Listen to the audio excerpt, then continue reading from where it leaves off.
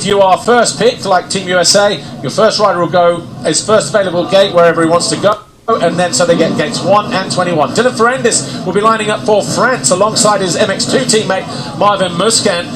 They put in a good performance in the first race, and if you weren't with us, USA lead the way on 10. They had a first and a ninth in that first race. Australia on 13, Belgium on 14, France 17, Italy 22, the Netherlands 23, and then we start hitting some big numbers.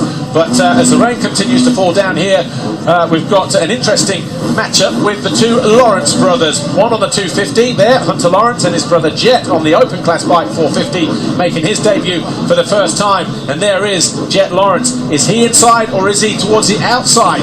That is going to be the big question. Looks like Hunter down the inside there in gate number 4. And Rick Johnson, you've obviously raced this, won it 4 times. Gate pick is crucial, especially when you get conditions like this. Well, and I've always said condition over position, but we have the grate behind the gate, and what that does, that makes it consistent. But as the riders look before they do the parade lap, they can see what it's like on the other side. The track crew has done a great job scraping the mud off, but it is raining a lot more than we anticipated right now. The Fly Racing 15-second board up for the second time today. It is raining right now, and the racetrack here at Redbud, it is MX2 and open. Who will it be that grabs that all-important foxhole shot? USA leading the way at the moment in the general classification, but Justin Cooper is going to be over on the inside there. Chase Sexton a little bit further down for the USA, and will they have all the small bikes in? Well, Anstey gets a good start from the inside for GB, or is it Tommy Searle? Actually, Searle goes down. So GB and Ferrandis in there as well, 15. And the German in there is the Italian Mattia Guadagnini, who leads the way for Italy. But for America, this is the race that they've wanted to see. You got Jet Lawrence, who's the lights 250 champion, and the runner-up in 450 to Eli Tomac, Chase Sexton. So now we have a race on our hands. We got Italian out front with America and Australia second, third. Yeah. Guadagnini leads away from Chase Sexton now. He's already found his way past Jet Lawrence. But look at that, Australia third and fifth. And Cooper in there as well. So a good tactic to have your MX2 rider at the inside if you're the United States. And also Hunter Lawrence getting a good jump from there as well. But perfect track conditions at the moment. Yeah, but as you can see, the rain is coming down hard. It's going to get better, then it's going to get worse. Right now it's going to get a little bit lighter. But right now you see Chase Sexton looking to the inside. Yeah, Sexton menacing there in second position, but he's being harassed by Jet Lawrence already. Two teammates from the same team, but on the 250 and 450 in the USA. This time they're riding on the same class, but for personal pride, country pride, national pride. But it's the Italian Guadagnini, Italy, the defending champions, don't forget. And he was in a rookie year last year when he helped Team Italy to win it. But the rain falls down. Sexton there in the second position of the 103. And the green and gold of Australia, Jet Lawrence, on his big 450 bike debut this weekend. He is there in third place. Well, I talked to Lucas Martel, who is Jet's manager, and he says Jet was immediately comfortable on that 450. Fourth position, Justin Cooper, and then Hunter Lawrence was, but has Hunter Lawrence disappeared? We'll soon find out as they make their way back into view as Guadagnini goes to the inside. Sexton will not be able to triple up the hill, and Guadagnini makes sure of that. Quick pull of the roll-off set. Oh! Jet Lawrence casing the triple at the top of the hill. We have lost his brother, Hunter Lawrence. He's down in 19th place at the moment, so... But he tipped over somewhere, but we don't know where on the track. But that is disastrous at the moment.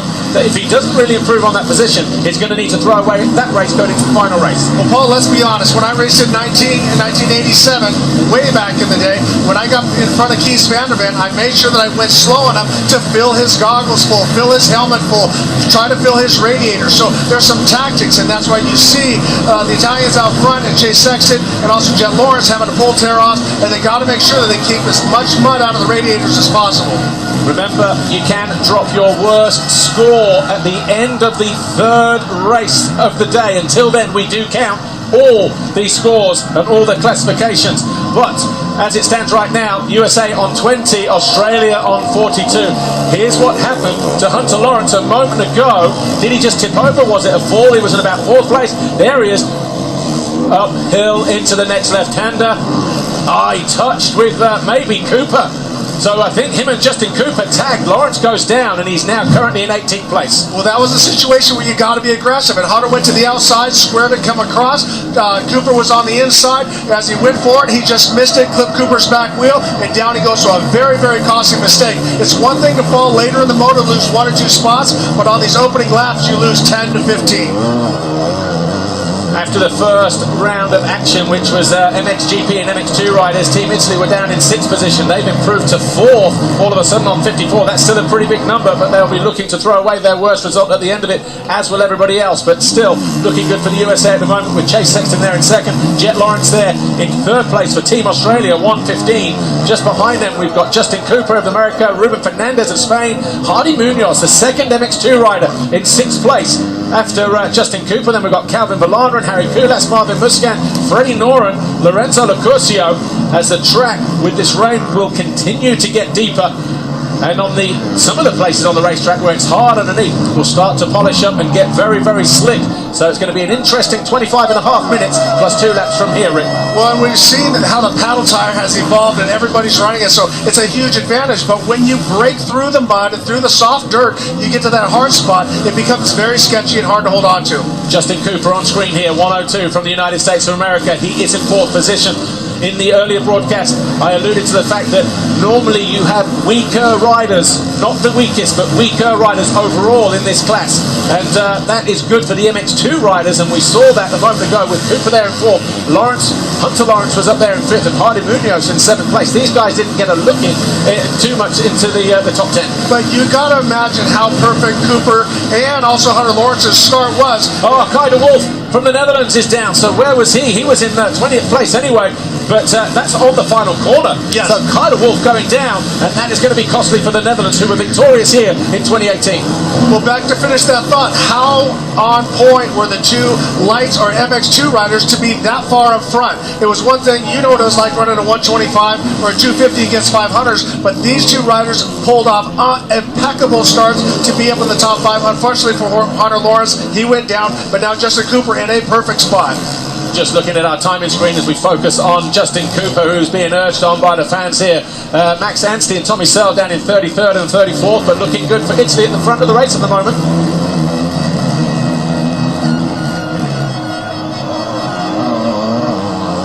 So Mattia Guadagnini continues to lead. Looks like there's a bit of respite in the rain on this part of the racetrack for the Italian, who continues to lead the American, Chase Sexton and Jet Lawrence. Lawrence closing in on the American though. Well, that's the one thing about this race is that you go in with a strategy. Roger DeCoster has won this so many times. If he wins this will be his 23rd victory as a team manager, not to mention all the wins that he had for Team Belgium. But to finish that thought, that as a rider, you know that what you need to do, and right now they're letting them know as far as points. And Guadagnini is out in front, but he's just staying outside of his roost, but he's got to watch Hunter Lawrence, and we see Guadagnini clear of the Rocco's lead. Yeah, and Jet Lawrence a moment ago looked like he was closing in, but as they came out of Talladega down through the left and then back on this side of the valley towards the rollers, that outside line approach that we saw quite heavy in the first race, costing him time, and that has allowed Sexton to pull 1.5 seconds over the Australian. So, but it's Mattia Guadagnini who holds just over a 1.5 second advantage over Chase Sexton. Lawrence closing back in though, just behind him. Guadagnini got a little bit bigger body, a taller rider, and I think if you use that to your advantage in the mud, it definitely helps. We see Chase Sexton, also another rider that's a little bit tall. But now watching Jet Lawrence, I think he's going to get faster as the race goes on. He hasn't been on the bike that much. I tell you what is interesting, Dylan Ferrandis, he fell at turn 1. He has pulled his way up to 11th place. He is on a charge for Team France, and his teammate Marvin Muscat just ahead of him in 10th place. So the French are not done yet. Dylan Ferrandis not done yet. And if we get a replay at the start at some point, you'll see Tommy Searle was the first rider to go down for Great Britain. He is buried down the inside. It's Jet Lawrence. Knacks his way into that bottom corner, turn 7. Somehow managed to keep it up on 2 wheels. A great save, Paul. You were looking at scoring and timing at the time. He lost the front wheel, caught it, went back the other way, jumped another line, then when he dabbed his foot, threw it over the other side. Looked like Jeremy McGrath in the 90s. I was talking to his dad on Friday, and he said the advice I've given to Jet is, as it's his first time on a 450, if you feel that you are arms and legs all over it, you're overdoing it. Go back to a pace that you are able to work with. So obviously, I'm not sure if he's on the limit there or not.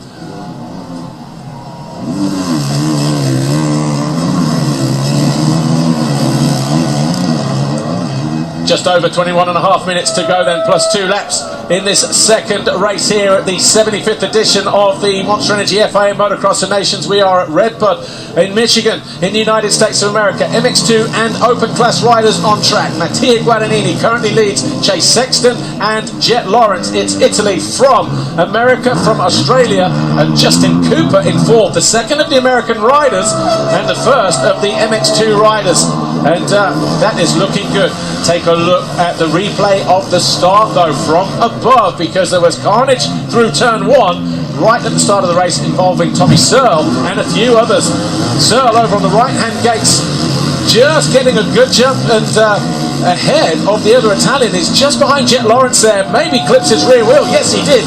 He went down and he took a whole bunch of riders with him, including Dylan Ferrandis, but it was Guadagnini who grabbed the foxhole shot on the exit. As we're watching Guadagnini right now, if you're a rider and you're trying to wonder how to ride mud, watch these riders here. We're further back in the pack. We'll figure out who that is. That's Ferrandis as he starts to work his way forward. Dylan Ferrandis was so fast in the qualifying yesterday, and now he's working his way back up. Yeah, Martin Muscan, the rider in the middle, the lead rider for France at the moment, just behind Freddie Noren of Sweden, who buries the front end too deep. The other of the French riders, Dylan Ferrandis, just behind him, the third rider in shot. As Muscan on the 250, Noren on the 450. Still hanging on for Sweden. I wonder if Team France had told Martin Muscan that Ferrandis is behind him normally. Well, he doesn't need it. Freddie Noren makes a mistake and an easy pass in the end, and all of a sudden Ferrandis goes through as well. A bit of luck and a bit of fortune there for the French. Absolutely. And you were talking about the Paul. Are they going to have information to let him by? Now, Dylan, Marvin Musquin is going to listen for Dylan, because when we're racing out there, we're screaming, hey, hey, hey, hey. And they're probably, the Australians are saying, oi, oi, oi. But they're letting him know that I'm back there. Jet Lawrence a moment ago, just legging his way through the turn, just comes to a bit of a stall there, just pushing too hard at the moment. Jet Lawrence in third place. Well, as I was mentioning earlier about Guadagnini and watching these are 3 of the best riders in the world. But when you watch Guadagnini, he's very patient, comes into the corner, doesn't try to drop the clutch or the hammer like he's trying to get a whole shot. He's using the dirt, and I learned that from Jean-Michel Bale in 1987, that you have to be smooth and don't hammer the berms. But Jet Lawrence needs to lean in a little bit more and not get set up as he goes for Larocco's lead. Yeah, it's not easy to get over that on a 450 at the moment. You still have to be clean to do so. But this is the battle for the lead. 1.4 seconds between Mattia Guadagnini of Italy and Chase Sexton of the United States. And Sexton just has about 2.6 seconds over Jet Lawrence in that third place. And that may just give him enough confidence to go after the Italian, knowing that he's not being pushed from behind. Well, it lets you open up your corners, because when you're trying to chase somebody right now, he can run Guadagnini's lines, he can try left, he can try right, and that's what we saw Hertz as well as Tomac. As we see in the background, a lot of clouds are coming. But to finish my thought on that, right now Chase Sexton needs to try inside, outside, find some lines, as Guadagnini makes the same mistake that Jet Lawrence did, getting up a little bit tall, and here goes Sexton. Guadagnini bobbles in the turn, and that allows Chase Sexton to get on terms with him, gets alongside him at the top of the hill. He goes to the inside. Guadagnini should, and a mistake there from Sexton as well. So all of a sudden, Jet Lawrence back into play. The 3 riders separated by less than a second at the end of lap 4 as we embark on lap 5. As race fans, this is what we're looking for. 3 of the best in the world coming together in Motocross of Nations and going head-to-head. Well, we saw Chase Sexton make the exact same mistake that Jet Lawrence did, coming into the berm, not leaning into it, getting stood up, and had to wait a little bit. The atmosphere absolutely electric here. Of course it is, because Chase Sexton right there in second position. Eli Tomac was victorious in the first race, and he takes his opportunity. And I have to pull Ricky Johnson off the ceiling, because Sexton goes into the lead, and it's another 1-point place for the Americans at the moment as Sexton leads. Remember, he's only a couple hours away from here, over the border in Illinois. But what a fantastic job for Guadagnini, who held on for the first 4.5 laps. But it's Sexton who leads, and Kaiserwolf down again. And so too, who's the other rider there? Number 96, Håkon Osterhagen from Norway. So now we see Chase Sexton. He's pulled out a little bit. We saw that Jet Lawrence was starting to push on him, and that's when I think he said time to pull the trigger. But Gattinini made a little mistake and lost that momentum. But Gattinini's the only one to clear LaRocco's lead. He was doing that early in the practice yesterday, and he's going to find a way around the outside here. And Gattinini, half a lap after being taken, finds his way back into the lead. Italy lead once more, and that's a 1 point place for the Italians. Remember, 1 point for a race win, 2 points for second, 3 for third. Crucial points with every single place. And he tries to go around the outside here. Gattinini knows he's there. He runs him on the exit of turn 1. This is a dogfight between the Italians and the Americans. Jet Lawrence right there. Concertina back and forth, on and off the rear wheel of Sexton. But a fantastic ride this for the Italian Gattinini in his only second Motocross of Nations appearance. No, I'm very impressed with him, and especially when you lose the lead, sometimes a rider loses a lot of composure. He bounced right back, Sexton made a couple mistakes, and he was able to take that lead back, running very strong. So Gattinini doing an awesome job here at MX Nations Moto 2. Meanwhile, behind these guys, Ferrandis now up to 8. He's cleared Marvin Muscan and Harry Kulas. Kulas now 9th, Muscan 10, Noren 11. Hunter Lawrence is up into 12th place, so the Aussies are fighting back in 3rd and in 12th place with Jet and Hunter. This time he goes to the inside, does Sexton. He may just make it happen here. No, he doesn't. Gattinini read it well, keeps the American to the outside, Sexton. And this is where I think that you need to rough a guy up a little bit. And a physical game is part of the race. Now, I'm not saying take him out or hammer him or try to hurt him, but when you run a physical race, it changes the way a rider rides. And Gattinini seems so confident that he just moves right over in front of Sexton. But talking about roughing up, I think that's what Hunter Lawrence tried to do to Justin Cooper, knowing that they were so close in the overall general classification. It came off worse for him. He took the risk. Cooper stayed up, Hunter went down. Yeah, exactly. You have to be in position. You got to take control, and that's where it also says, my friend Chris Brennan from Jiu-Jitsu says, position before you try to submit somebody. So you got to make sure you're in the right place if you're going to be aggressive, or you're just going to go down, especially in these runs. When we look at the overall classification at the moment and the top 3 closing up here, in fact, we'll do the general at the moment, but with 14 and a half to go, this one is going to go all the way down to the wire.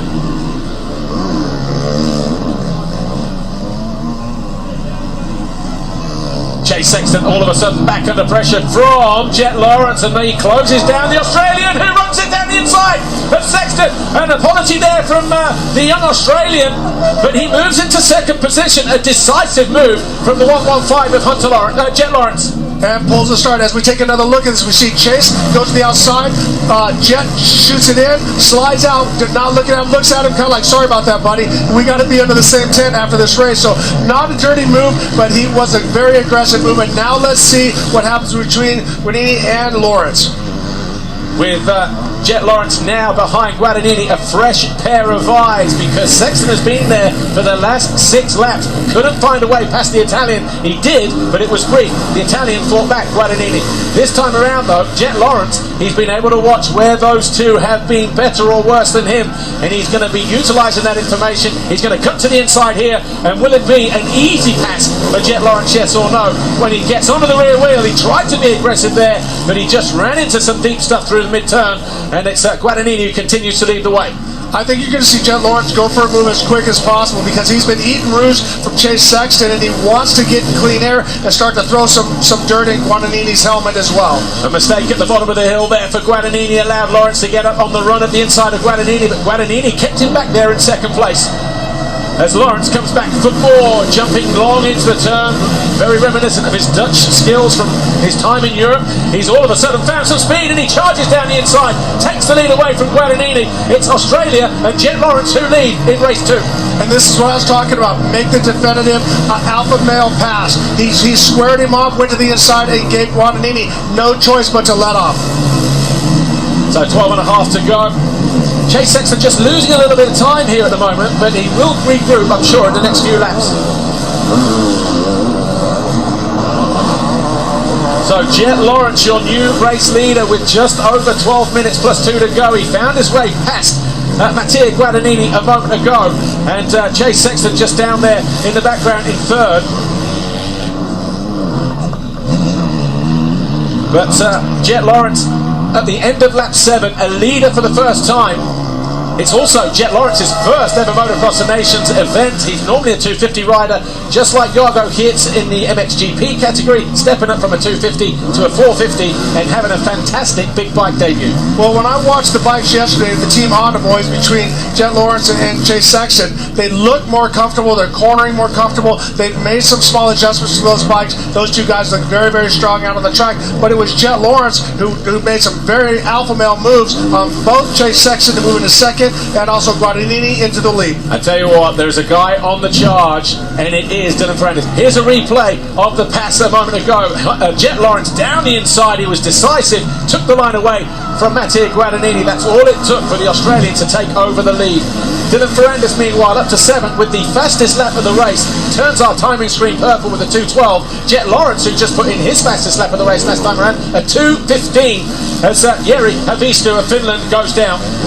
Well, and what is that going to do with these later rounds? Because obviously Ferrandis won yesterday's qualifying race, but now he's come from so far back to work his way up to 7th. But look at the lap times of Dylan Ferrandis. The next guy ahead of him, Calvin Volandren, 2:20. There's 8 seconds there. He was only 1.3 behind him. So Ferrandis is going to be on the charge, picking off positions. And here he is, down the inside of Volandren. The Dutchman to the outside, Ferrandis to the inside. Everybody concerned about the fitness of the Frenchman, Dylan Ferrandis, having sat out his whole season outdoors. He makes easy work of Calvin Volandren and moves up into 6th place. When you have a strong Dylan Ferrandis, and we've seen this in America, he rides 10/10 the whole race. I've talked to Jimmy Button, who's his manager, said you never have to push him. He's always training, always in great fitness.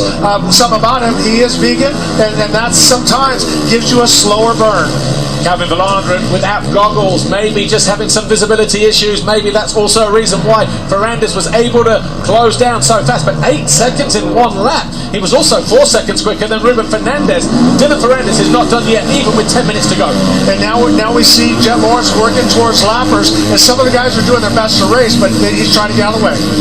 Hunter Lawrence. I'm sorry, I said yes. Yeah. So Hunter Lawrence finds his way past Marlon Muscat. So as one French rider advances, the other one falls a position behind, and he is gaining ground as well, possibly trying to follow Ferrandis. Ferrandis through. He is in 10th place now, Hunter Lawrence. So he is on a charge. Hardy Munoz just ahead of him is going to do him through the wave section. Hunter Lawrence is on an absolute flyer here. 2 positions in the 2 corners, and he goes down, throws it away. Hunter Lawrence has to do it all again. Unlucky there, but look how deep the turn is. He tried to get it in there. Liam Evans goes through, so too does Simon Langenfelder.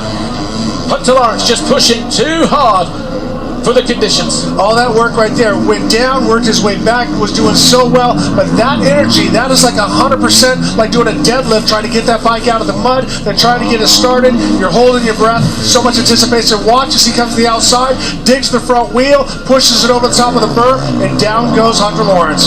Marlon Muscat going past Hunter Lawrence, rubbing his hands with delight, thinking this podium is between 3 nations, maybe America, Australia, and France. If you're just going to give me some points there, my friend, I'll take them. Exactly, but now as we look, America with 17 points, Australia 10 points back with 27 at this point. The race is not over, we have a lot of racing to do, but America is sitting very strong at this moment. Well, if you look at the 4 scores at the moment, with America on 17, they have a 9th place to throw away, so that would leave them with 8 points at the moment. Australia on 27, they throw away 13 points, so they're going to be on 14? Yeah, but it's still anybody's race. Anything can happen when you have mud, and you have all of this. As you can see how everybody is dark brown and their number plates are caked. They have to try to keep that mud out of the radiators, because these things, if they don't have air flowing, they're going to overheat. Yeah, in real time, it looks like a 10-point advantage by the USA over Australia, but when you throw that 9th and that 13th away, Australia have a bigger score to throw away. There's really only going to be 2 or 3 points in it at this stage. So still, every point crucial and everything to play for. Here's Jet Lawrence. Lawrence, your race leader. But everyone was saying from America that Cooper was possibly the weak link, because those guys did so well. But look at that. He is sitting right behind Chase Sexton on the 250. So unbelievable job. He won his qualifying race as we see Jet Lawrence trying to work his way and get away from everybody. Jet Lawrence coming out of that final left-hander there a moment ago. This corner here, he almost got unseated as he got on the gas. The thing dug in and kicked back around. Mattia Guadagnini, though, still hanging on to second position here. Rider number 3, they're approaching back markers. Chase Sexton all over the back of him, number 103. And this is going to be a duel right the way down to the wire as well between the Italian and the American. Guillaume Perez, the MX2 rider for Spain, he's in 28th place. He is about to get lapped. He pulls over, lets the battle go through, and then he drops in just ahead of Sexton. Wasn't his fault entirely, I don't think. He was either that or stop in the corner. Well, I was listening to you and Jason Thomas, and Jason was saying that sometimes you have a hard time getting out of the way as we watch Chase Sexton looking up the inside.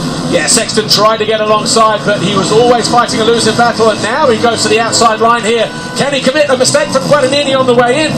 Can Sexton cut back out of the turn? Yes, he can, and it's bar to bar as they charge down into turn 7. This time, Sexton has moved into second position. Another vital point for the USA. Exactly, that's the thing. You want to try to stay there, and as I said, add some mud to Guadagnini's face and get him on the same level. You can see how clean Guadagnini is. He hasn't had to sit and ride on somebody's back wheel yet. 6 minutes plus 2 laps to go. Jet Lawrence 6 seconds clear of Chase Sexton, who's now in a second. Mattia Guadagnini holding up the flag for the Italians in 3rd place. Where is his teammate Andrea Adamo? He is in 15th position at the moment as the 6th best MX2 rider.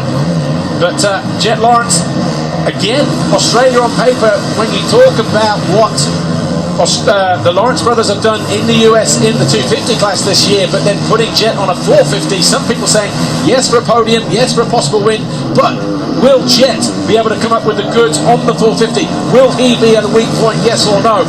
Well, you know what, he is answering those doubters and those critics because he is leading the way and he's doing it fine as well. There's exclamation points at the end of everything. No more question marks because he has done a great job. But now Chase Sexton's worked it up, and now we see Guadagnini does not clear Larocco's lead, but that was one of his strong points. Davide De Carli on screen a moment ago there, the team manager, assistant manager, if you like, for Red Bull Gas, the team that Mattia Guadagnini rides for back in MXGP, and I'm sure he's pleased with the way he's performing today.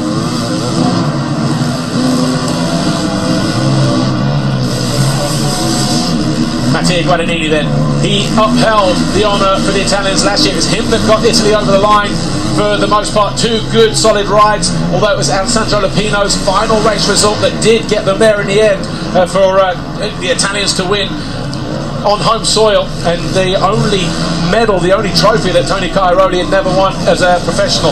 9 world titles, yes, but a Motocross of Nations, no. This guy coming into the goggle lane for Goggles, the rider that just went out of shot there a moment ago.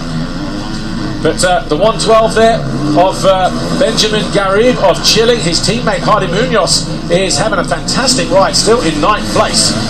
And I think opening a lot of eyes this weekend, the young Chilean, 2nd MX2 rider, by the way. Well, and Paul, I really think it's a sign of the times. Muscan has been off. Muscan is picking himself up and rejoins the race. He's either made a mistake or he just had a bobble there or something. It didn't, body language didn't look right there. So he is behind Munoz, so obviously not able to find his way through. Right, watch this here. There was definitely body language. Yeah, look, he just had to hit the brakes. Close moment that for Marvin Muscan and friends. Well, and that's what JT was saying, is that you got to, sometimes it's hard to get for the riders to get out of the way. And Marvin Muscan carrying about 5 miles an hour faster, then had to check up and grab the brakes. And then when you touch the brakes here, it actually wants to throw you over the bars. Marvin Muscan tries to get back down the inside of the Chilean Hardy Munoz, and this time he gets alongside, but will the Chilean give him the room he needs? Yes, he does, but it's still a long way to go around. But Muscan, a former 2-time MX2 world champion, of course, finds his way up another position. He becomes the 2nd best MX2 rider as he moves into 9th place. Well, Munoz obviously with a great start, working, now he's just got pushed back 1 spot, so he's in 10th position, but an unbelievable job for another lights rider. Meanwhile, 11 laps complete, a 2:16.5 for Jet Lawrence, our race leader. We're waiting for Chase Sexton to come over the line. The gap now 13.2 as Sexton hosts a 2:18.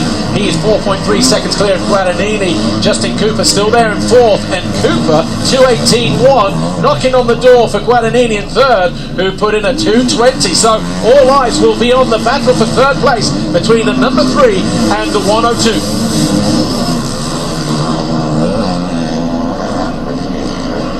So So just over 2 minutes to go. Paul Malin here alongside Ricky Johnson, and there's Dylan Ferrandis. Ferrandis is still climbing up the leaderboard. He's in 6th. He's got Ruben Fernandez right there just ahead of him. Has he? Yes or no? But Fernandez, the Spaniard, in 5th place, so it's a back marker there at the moment. There is Guillem Ferrez, the other Spanish.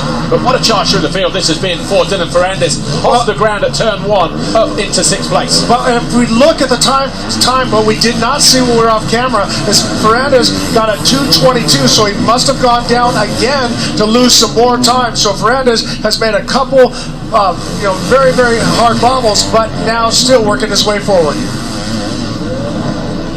Yeah, back markers. And actually, when you think of the first race, how passing was not at a premium. Obviously, we had difficult conditions early on. The first sort of 7-8 riders all stayed. 9 riders stayed in the same positions throughout the entire race. But for Dylan Ferrandis, if somebody had said it's difficult to pass, it's one line, this, that, and the other, he charges down the inside of the back marker here. But he has slided his way through the field from a first turn crash, and he is there in 6th place.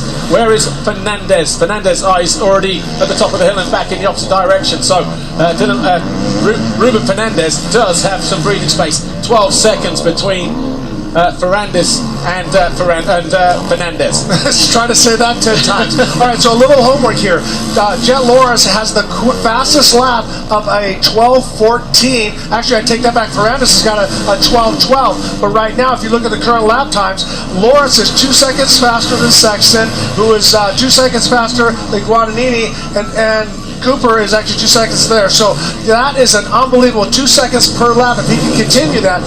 And Paul, is it because he's clearing LaRocco's lead? It's about that differentiator when you do jump it. It could come down to the fact that he's making it over the top of LaRocco's lead. But obviously we're not seeing him all the way through. I would like to go to the battle of 3rd place between the number 3 and the number 102. That was a moment for Dylan Ferrandis. Marvin Muscat, but nothing too major. But if we can go to Guadagnini in 3rd, because the gap between him and Cooper is about, 3 seconds. And Dylan Ferrandis here in 6th place, setting the fastest sector 4. So the run towards LaRocco's lead and over the finish line. Well, that's the thing. When you can clear that, we saw that yesterday with Cooper over Hunter Lawrence. It was a 2-second gap. So if you can clear that, that's a guaranteed 2 seconds per lap. Well, a little bit out of shape there, and that's going to give more time to Justin Cooper. This is Guadagnini in 3rd. Mattia Guadagnini of Italy doesn't look over his shoulder. The next rider into the turn is the 102 of Justin Cooper. And it's obviously America that are in pole position at the moment, although they can't afford to lose any positions as France are gaining ground. This is the gap between 3rd and 4th. Cooper, if you remember, 2019 Motocross of Nations in Holland at Assen. He dominated the qualifying race on Saturday, crashed with Jason Anderson on the first lap of their first race on Sunday, smashed his hand up, rode through the pain barrier just to get a result. They didn't make the podium that day, and he said, if I ever get an opportunity again to ride the Motocross of Nations, I am first in line for redemption. He's doing that. He will be in a very commanding position here if he can stay where he is, and Team USA, of course. Because in this first race he was 9th, so he's going to have 11 points as an MX2. 13 points he'll have as an individual score.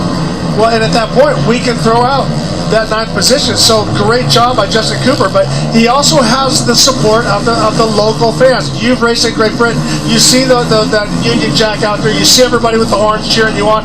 That gives you so much adrenaline as a rider, and also you don't want to lose because you don't want to let every fan down. Rick Johnson, you're a 4-time Motocross of Nations winner. You won at Unadilla in 1987 on a muddy day. You and Jeff Ward and Bob Hanna. You know what it's like to have the crowd behind you, because you've also won in Italy at Majora, and the other 2 times outside of the USA. So the difference riding at home in the Motocross of Nations for you was the difference, or not really? Well, no, because I always felt that in our era, because of Supercross and the popularity was happening so much with the American riders in Supercross, that wherever we went, we were always second. We were second in France to the French riders, second in Italy, and so on and so on and so on. So I didn't mind that. I knew that I was never going to be first in an Italian's heart at an Italian race, but I wanted to make sure that I had support for the second place guy. Ruben Fernandez in red and yellow, closing in on Justin Cooper, who is also closing in on Mattia Guadagnini with 2 laps to go. Are we going to see a change in the top 3, 4, 5 positions? Dylan Ferrandis about 6 seconds off the pace of Fernandez, but he's whittled that down. He's halved it in the last 2 or 3 laps with his blisteringly fast lap times. we're watching Guadagnini, and he seems to be a little bit passive as we're watching Justin Cooper get more and more aggressive. And I think the track is getting better, a little heavier, like we talked about, but it seems like Justin Cooper is having more luck with it right now because he's on the lighter bike. He can't afford to switch off though, and this is the gap now. It is coming down between third and fourth. Fernandez on the charge as well. Another rider from Spain on his first ever Motocross of Nations visit, and coming here to Redbud, where yesterday the weather was fine, today not so. But this is a real level of these kind of conditions. The track is not impossible to ride. It's heavy, yes, it's technical. You have to think, but actually, you know what? These conditions have really made this event this weekend today. Well, it is. Right now, it's a great racetrack because we've had some rain, but once again, the guys from Redbud, the crew, Jeff Nordstrom, Tim Ritchie, everybody has done a great job as we see Justin Cooper start to work his way up, but he cannot take that aggressive move. He's better to finish in this position than go down. But if he thinks about settling for fourth place, Justin Cooper, look how quickly Ruben Fernandez is closing in. Yes, he can afford to lose a place, because when you think of the gap between America and Australia in the greater scheme of things, but at the same time, every point counts. It's not like when we race it was 1-1 wherever you were in the class. But as we go into the final lap then with Jet Lawrence, a 2:17.4 for him. We wait for Sexton to come through. There he is. And then in third place we will have Guadagnini, and that is going to be a fantastic battle between these guys. Any moment now, they're over the line. So heading into the final corner, we'll pick them up behind this back marker here in a moment. They'll be coming onto the start straight. So Guadagnini, 1.8 clear of Justin Cooper. Fernandez, 2 seconds behind him. Back marker there, the 1:08 of Josh Fariz of Guam. So we're struggling to catch up with Guadagnini. There's Sexton, he's in second position. Interesting thing here, and obviously something to think about going forward. Rick, nothing Motocross of Nations related. The performance from Jet Lawrence going into 450 in a fire. Well, in fact, we'll get back to that in a moment. Ferrandis all over the back of Fernandez. He's whittled down 12-14 seconds in the space of about 3 laps. It was 5 seconds a lap ago alone, because Fernandez, his lap time of 2:18, 2:13 for Dylan Ferrandis. So we should see him get by here. I do want to make a plug for what I've given out. I work with the guys from Carson City Motorsports and also from Rockwell Watches to give out individual gold. At this point, we have Justin Cooper as the MX2. If he can pull this off, he will be the overall winner, and he'll receive that watch. It's going to be pretty cool, but we're just going to see what happens in the last motor with MXGP and Open. Yeah, well, I mean, we'll have to see. Obviously, we need to go delving into those results, but he's definitely been more consistent and up at the front as the second best MX2 rider in race 1 and the best in this one. But Dylan Ferrandis, absolutely on a charge. He is going to be... So Dylan Ferrandis, of course, the French rider, he is back-to-back races, don't forget, Open and MXGP Open. A bit of a bobble there through that bottom corner. But the confidence that he shows as he comes to the side, just scrubbing the front wheel, he's very comfortable on that Yamaha. Cooper dealing with the back marker there behind him. Meanwhile, Jet Lawrence, an absolutely dominating display here, wins for Australia, his first ever Motocross of Nations event, and it's his first race win, and on a 450, so out of class, but Jet Lawrence makes it happen. Meanwhile, Sexton second, but Guadagnini third. Where is he? Here's Dylan Ferrandis. There's Ferrandis there, so has he found his way past Cooper? He's made a mistake, so it's going to be Guadagnini over the line any moment now in third place, and he does. Cooper goes fourth. Fernandez should be fifth, and he is just here, and then we wait for Dylan Ferrandis to come through in sixth. But what a ride for Jet Lawrence, what a fantastic